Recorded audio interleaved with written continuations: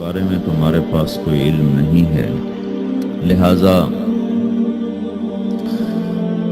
اس کی تفصیل تم سمجھ نہیں سکتے ہو۔ روح آسمان سے آتی ہے، جسم زمین میں بنتا ہے، پھر 4 مہینے بعد اللہ اس کو آپس میں جوڑ دیتا ہے، زندگی متحرک ہو جاتی ہے، روح ہی کے ساتھ زندگی کی بقا رہتی ہے۔ جب اللہ اسے واپس نکال لیتا ہے تو سارے ٹائٹل ہٹ کر صرف ایک نام سب کو مل جاتا ہے، اور وہ میت کا ہوتا ہے۔ وہ حضرت مولانا ہو، وہ کوئی ڈاکٹر ہو، بادشاہ ہو، صدر وزیر ہو، سارے اعزاز ٹائٹل ہٹا کر اس پر میت کا لفظ۔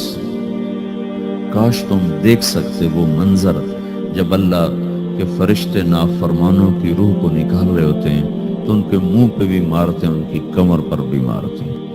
اور اخرجوا انفسکم اليوم، نکالو آج اپنی روحوں اور جانوں، اب تم بچ نہیں سکتے ہو۔ وہ پیچھے ہٹنا چاہتے ہیں، رب ارجعون، مجھے واپس کر دے تھوڑی دیر کے لیے، لعلی اعمل صالحا، اب میں پورا ٹھیک مسلمان بن کے چلوں گا۔ اور حدیث پاک میں آتا ہے کہ ملک الموت اترتا ہے، اس کے ساتھ 4 فرشتے ہوتے ہیں، کہ ملک الموت کہتا ہے ایتھا النفس الخبیثہ کانت فی الجسد الخبیث، اے خبیث روح جو خبیث جسم میں تھی، اخرج، باہر آؤ۔ تو وہ حیران، پریشان، خوف زدہ، تو اس کے جواب میں اس کو ملک الموت کہتا ابشری بحمیم وغساق وآخر من شکلہ ازواج، تیار ہو جاؤ خوفناک عذاب کے لیے اور کھولتے پانیوں کے لیے، کانٹے دار جھاڑیوں کے لیے، اور بے شمار عذاب کی شکلوں کے لیے۔ تو اس کی روح کو جب کھینچتے ہیں تو رگ رگ سے وہ کٹ کے نکلتی ہے، تو سارا وجود زیر و زبر ہوتا ہے، سکرات کا درد ساری دنیا کے دردوں پر حاوی ہے۔ جب اس کی روح نکلتی ہے اور اس کو لے کر آسمان پر چلتے ہیں تو دروازے پر پہنچتے ہیں تو اندر سے فرشتے پوچھتے ہیں کون ہے؟ کہتے ہیں فلاں کا بیٹا ہے۔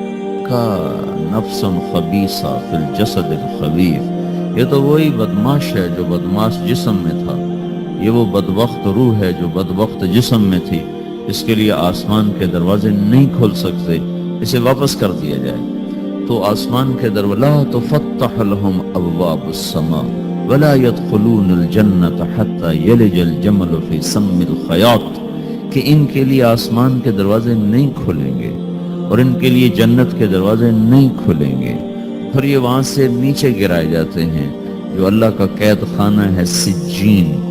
وما ادراک ما سجین کتاب مرقوم، وہ تمہیں خبر نہیں کہ وہ کیا خوفناک قید خانہ ہے جو اللہ تعالیٰ نے بنایا ہے، اسے وہاں دھکیل دیا جاتا ہے۔ پھر قیامت تک اس کے لیے انتظار کی گھڑیاں ہیں اور عذاب کی شدت ہے۔ اور جب کوئی نیک آدمی اللہ تعالیٰ کے دربار میں جانے کا اس کا وقت آتا ہے تو اس کے لیے بھی فرشتے آتے ہیں اور آ کر اس کو خوشخبری دیتے ہیں اور آ کر اس کو تسلی دیتے ہیں کہ آپ غم نہ کریں، پیچھے والے بھی آپ کو مل جائیں گے، آپ خوف نہ کریں، آگے ساری منزلیں آپ کے لیے آسان ہیں، آپ کے لیے جنت بھی تیار ہے، رب بھی مہربان ہے۔ اور حدیث پاک میں آتا ہے کہ ملک الموت اور 4 فرشتے آتے ہیں، وہ 4 فرشتے اس کو سہلاتے ہیں، دباتے ہیں کہ موت کا درد اسے محسوس نہ ہو، اور ملک الموت فرماتے ہیں ایتھا النفس الحمیدہ کانت فی الجسد الحمید اخرجی، اے نیک روح جو نیک جسم میں تھی، باہر آؤ۔ کیا کرو؟ وَأَبْشِرِي بِرَوْحٍ وَرَيْحَانٍ وَرَبٍّ رَاضٍ عَنْكِ غَيْرِ غَضْبَانٍ، آپ کو بشارت ہو، آپ کے لیے جنت تیار ہو چکی ہے اور وہاں کی ساری نعمتیں آپ کے لیے میسر ہو چکی ہیں، اور اللہ آپ پہ راضی ہو چکا ہے اور اللہ آپ پہ خوش ہو چکا ہے۔ اس پر اس کی روح کو نکالا جاتا ہے، پھر سارے فرشتے اس کو استقبال کے ساتھ جو آسمان پر لے جاتے ہیں تو اندر سے پوچھتے ہیں کون ہے؟ کہ فلاں کا بیٹا، فلاں کی بیٹی۔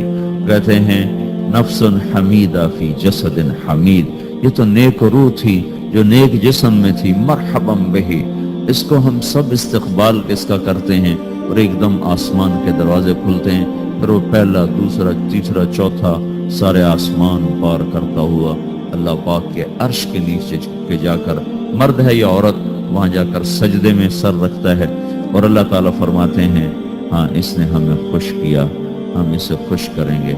تو اس طرح میرے عزیزو یہ دو موتیں ہر انسان دیکھتا ہے، یا وہ جنت کے فرشتوں کا استقبال دیکھتا ہے یا جہنم کے فرشتوں کی مار اور پٹائی کو سہتا ہے۔